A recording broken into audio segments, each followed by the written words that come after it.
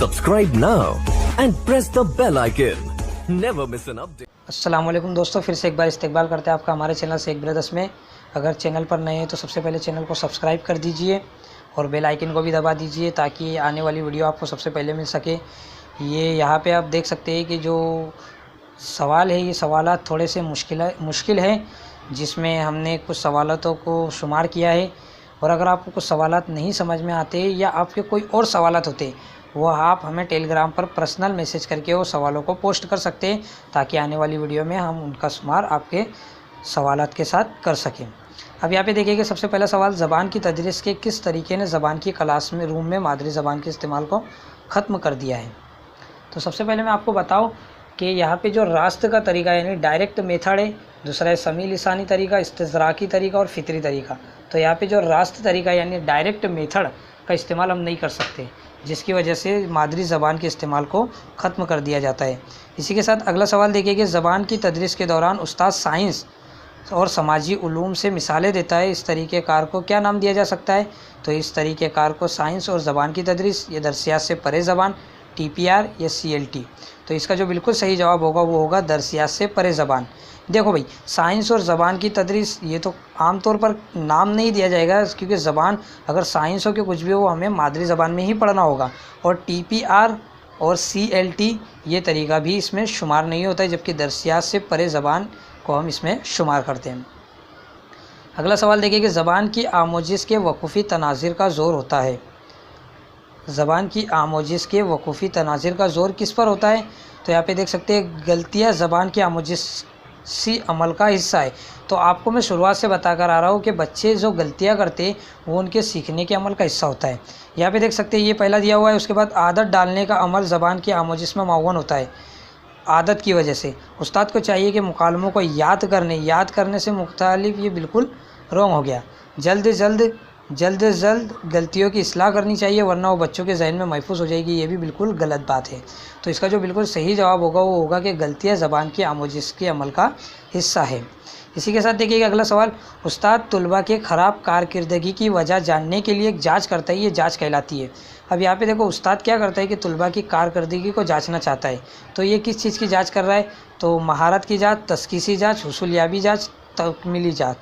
तो यहाँ पे मैं आपको बताऊंगा कि तस्कीस कर रहा है, यानी उस्ताद अगर बच्चे की किसी भी पहलुओं को मद्देनज़र रखते हुए अगर उन पर किसी का तरह का मुआयना कर रहा है तो वो तस्कीस करना होता है। इस बात को समझने की कोशिश कीजिए कि अगर उस्ताद बच्चे की किसी भी पहलुओं को जाँचने की कोशिश कर रहा है, समझने की कोशिश कर रहा है, तो वो तस्कीस की जाँच कहलाएगी। इसी के साथ देखिए अगला सवाल, छठी जमात का उस्ताद ज़बान का पर्चा जांचने के बाद इस नतीजे पर पहुंचता है कि तलबा की कारकर्दगी अच्छी नहीं है। फिर वो दोबारा सवालनामा तैयार करता है और टेस्ट लेता है।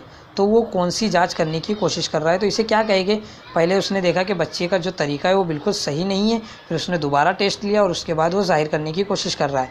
तो यहाँ पे देखिए यहाँ पे तश्कीली जाँच, तकमीली जाँच, तस्कीस जाँच, मजमूई जाँच।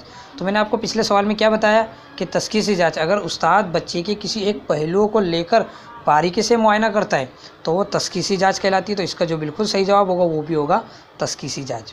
उम्मीद है कि ये वीडियो आपको समझ में आ रही होगी। अगर आपको वीडियो समझ में आ रही है तो आप कमेंट में अपने सवालों को लिखकर सेंड कर सकते हैं, जिसका आने वाले वीडियो में शुमार किया जा सके। दोस्तों भूलना मत और वीडियो को आखिर तक ज़रूर देखिए और चैनल को सब्सक्राइब करना बिल्कुल भी ना भूलें। इसी के साथ देखते हैं अगला सवाल, ज़बान का उस्ताद जमात के तलबा को पढ़ाने के बाद अपनी डायरी में लिखता है। क्या करता है भाई, अपनी डायरी में लिखता है।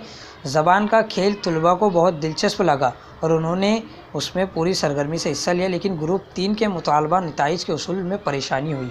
तो ये मिसाल किसकी है, मतलब उसने अपनी डायरी में ये सब बातों को नोट किया। तो ये कौन सा तरीका हुआ। तो सबसे पहले जाँच का तरीका या वाक़ियाती रिकॉर्ड, एहतसाबी गौर व फिक्र, मुशाहिदा। तो आपको देखने से ही पता चल रहा होगा कि उस्ताद ने क्या किया कि ग्रुप 3 के मुतालबा के नताइज को हासिल किया कि भाई इनमें थोड़ी सी परेशानी हो रही थी, यानी मुदर्रिस ने गौर व फिक्र किया, एहतसाबी गौर व फिक्र किया। इसका जो बिल्कुल सही जवाब होगा वो होगा नंबर 3। अगला सवाल देखिए कि ज़बान का मौसिर उस्ताद, यानी अगर ज़बान का मौसिर उस्ताद है तो उसे क्या करना चाहिए। तो तलबा को निसाबी किताबों में दिए गए तमाम सवालों के जवाब सिखाएगा। तो बिल्कुल भी नहीं। نصابی کتابوں کے ساتھ ساتھ نصاب کے باہر بھی بتائے گا۔ تو اگر ہم NCF 2005 کے اصول کو دھیان میں رکھ کر بات کریں تو NCF 2005 ہمیں کہتا ہے کہ اس کا درسیاتی عمل ہم کو کہتا ہے کہ نصابی کتاب کے ساتھ ساتھ ان کے باہر کی زندگی سے جوڑا جانا چاہیے۔ تو بالکل زبان کا مؤثر استاد یہی کرے گا۔ اسی کے ساتھ دیکھیے کہ اگلا سوال، زبان کے آموزش میں سب سے اہم ہے۔ تو زبان کی آموزش میں سب سے اہم ہے نصابی کتاب، یعنی کتاب کا جو نصاب ہے وہ ضروری ہے، معاون درسی کتاب، ادب کا اطفال یا سرگرمی۔ تو اگر آپ نے ہندی میں پڑھا ہوگا تو میں آپ کو بتا دوں کہ زبان کی آموزش میں سب سے اہم ہے بال کیندری شکشن، یعنی آپ نے پہلے اگر ہندی میں آپ اگر چائلڈ ڈیولپمنٹ اینڈ پیڈاگوجی کی تیاری کی ہوگی تو آپ کو پتہ ہوگا کہ ہمیں سینٹرل چائلڈ کا استعمال جب کیا جاتا ہے تو اس میں ادب اطفال تو آپ سمجھتے ہی ہوگے بچے کو درمیان میں رکھ کے جو معائنہ کیا جاتا ہے وہی معائنہ سب سے کارآمد ثابت ہوتا ہے۔ اگلا سوال دیکھیں گے، درج ذیل میں سے کون طلباء کی تخلیقیت میں اضافہ کرے گا؟ کون تخلیقیت میں اضافہ کرے گا؟ یہ 4 میں سے۔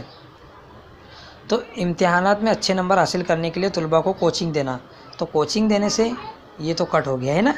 یہاں پہ دیکھ سکتے ہیں اپنے تجربات کے مطابق آزادانہ طور پر لکھنے کا موقع فراہم کرنا، طلباء سے اخلاقیات پر مبنی کہانی لکھنے اور پڑھنے کے لیے کہنا۔